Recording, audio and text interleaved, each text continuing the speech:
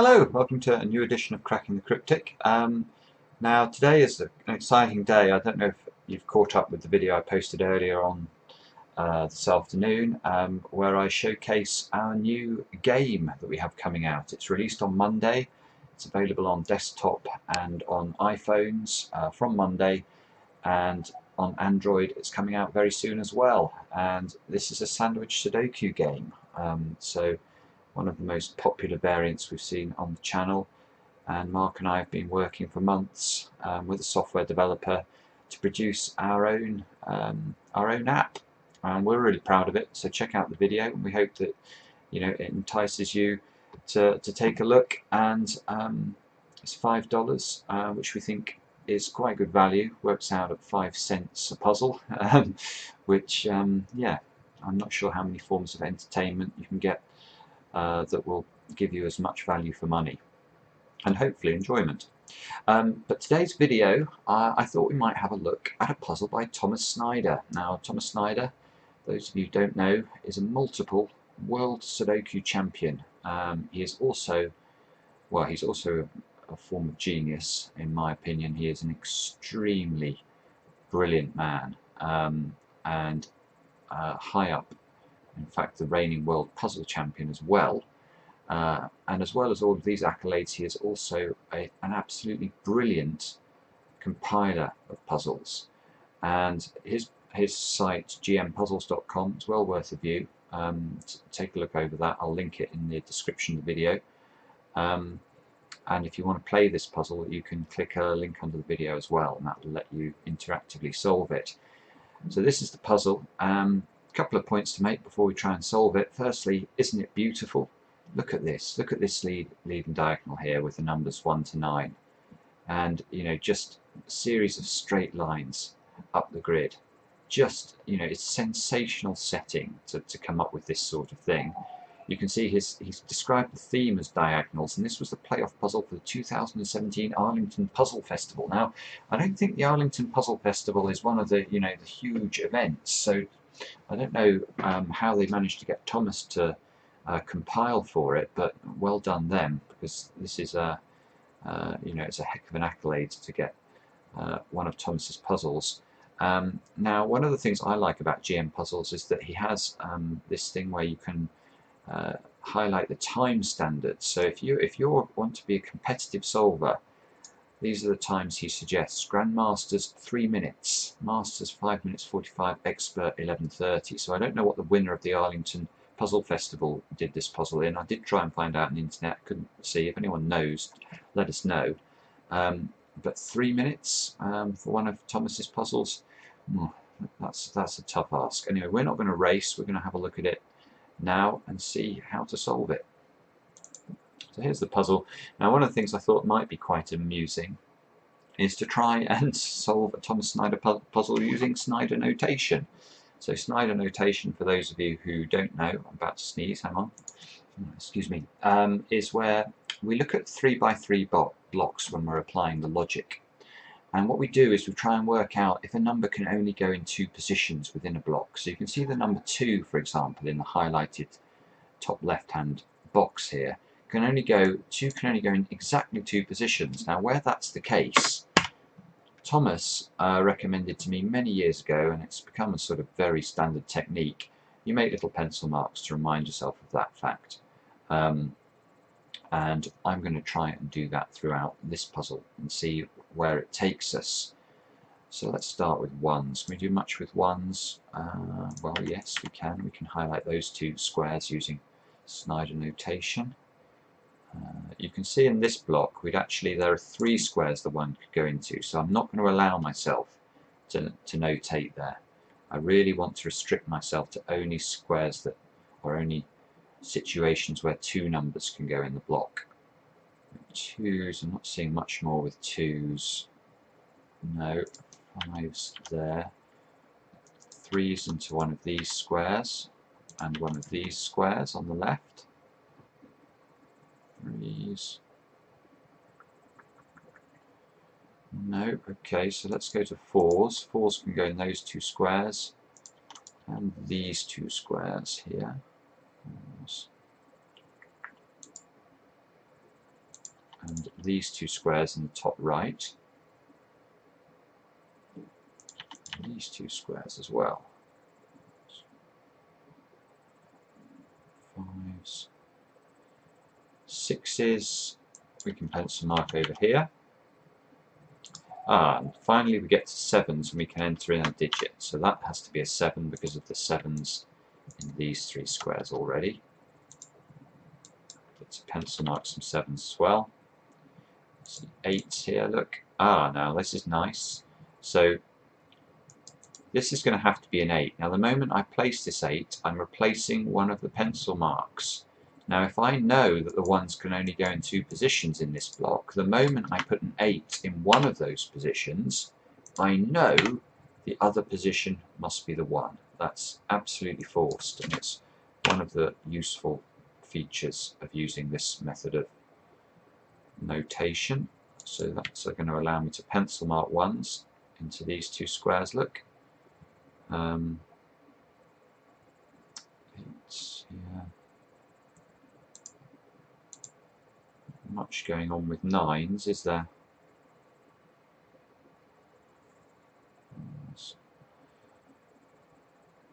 In fact, there's only one 9 in the whole grid, I think, so that in and of itself isn't going to be a place where I think we're going to have much joy. Okay. But the placement of this 7, look, if we go back through the numbers we've already looked at, look what this 7 allows us to do with 4s in this block.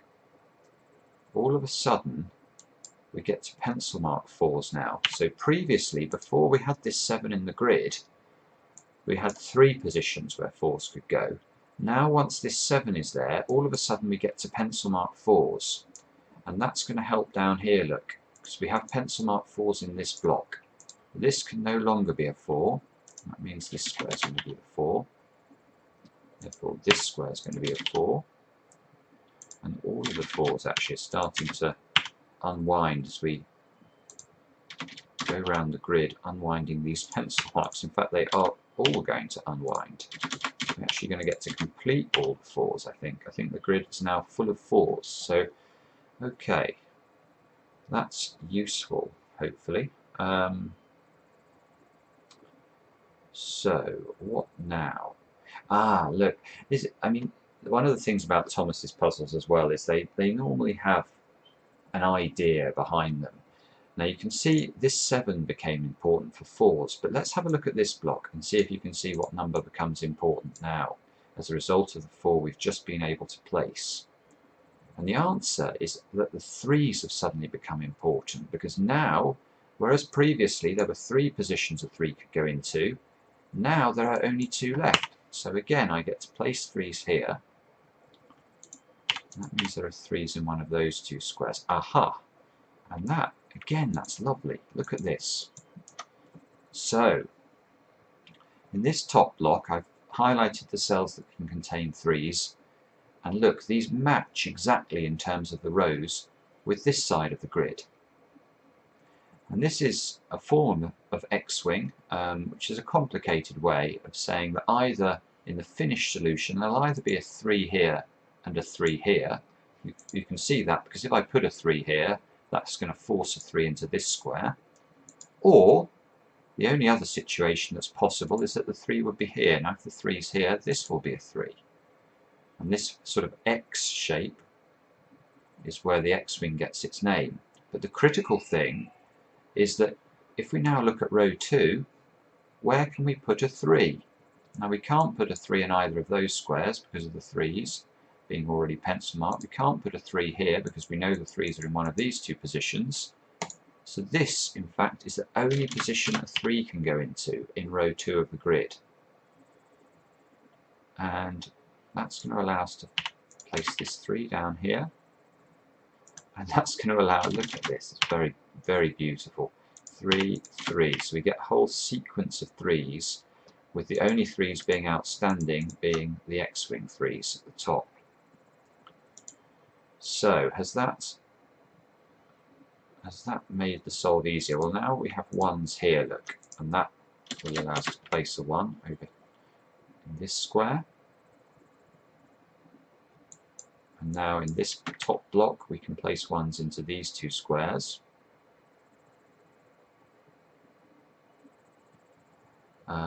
Now, so ones in this block are in one of those three squares, I think.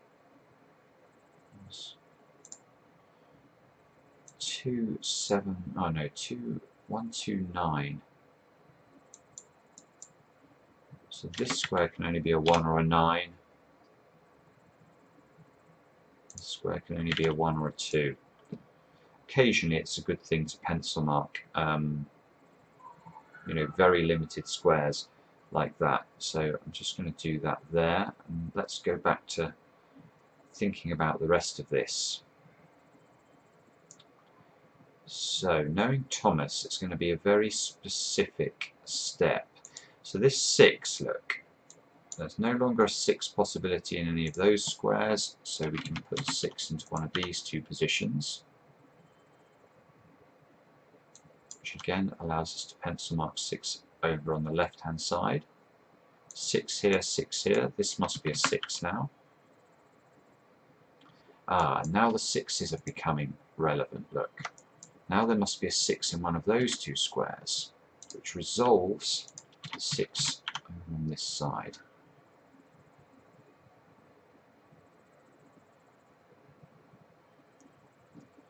Now this 1 again is really unwinding beautifully, isn't it? This 1 now allows us to pencil mark 1s all of a sudden because we've got this 6.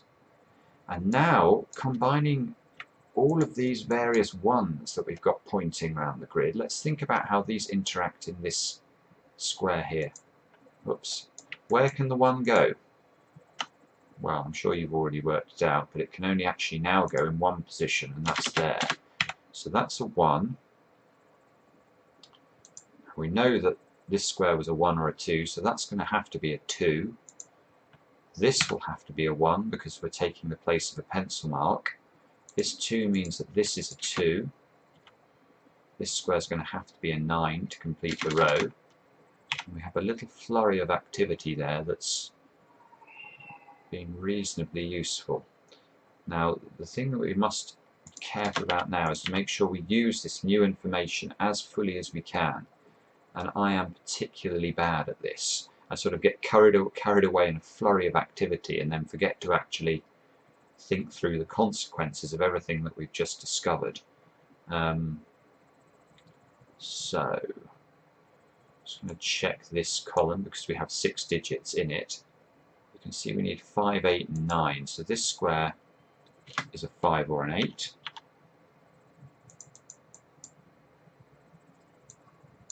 And 3, 5, 8 along here. So this square, look, we already have a 3 and a 5 in this box. So what can this square be? It can only be an 8. And now this square in the central block, this square is the only position that can be an 8 because of the 8 over on this side, and that's nice because that's going to give us an 8 here and a 1 here. Which means this is a 1 and this is a 1, just again straightforward Sudoku, nothing clever at all. And now we have a 2, 9 pair into these two squares. So let's, not 2, 8, 2, 9, let's label that. And these squares are going to have to be 5, 7 and 9. I'd probably just list those like this and put a 7 here and a 9 here. So 5, 7, 9, which means that these two squares are going to have to be 2 and 6. And obviously, as we've already, this is going to be the 2 and this is going to be the 6. 6, 6. One of these two squares must be a 6.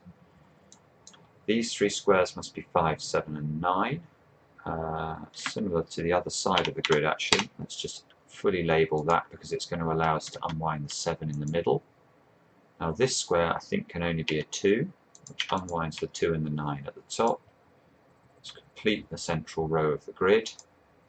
Place the 9 in column 5 of the grid.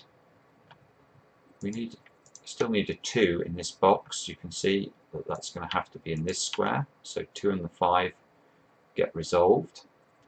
This 5 is now going to allow me to pencil mark 5s into those 2 squares. Look at the top block now. We can place a 5 here because of the 5's pencil marked into one of these 2 squares. And the moment I put the 5 here, I'm taking the place of a 6. So I'm going to be able to go 5, 6. The moment I put the 6 here, I'm taking the place of the 3. So one of the useful things about this notation is, again, you get these flurries of activity that really allow you to make swift progress once you get going. So hopefully this will be a 5 at the top, which means we can remove a 5 from this square. 5s must be, I think we're on the home straight now, but I really wanted to show you today how important, decent technique is, how it can, it can see you through. I mean, this is a puzzle that was used for the final of a tournament, and we have been able to solve it relatively efficiently. This must be a 9 now, which means 7, 5, 9 into these squares, 5 and 8 into these 2 squares. This isn't a 5 anymore. So what are we lacking in this box? We still need to put a 7 somewhere, so let's put the 7 and the 6 in now. 7, 5, 6 like that. 7, 9, check. And that's how to solve the puzzle. So a beautiful puzzle, as always, from Thomas Snyder. So thanks to him, thanks to you guys for watching. If you enjoy the content, please subscribe to the channel, we really appreciate it. And please do take a look at our video about our new game, Sandwich Sudoku, out on Monday. Thanks for watching.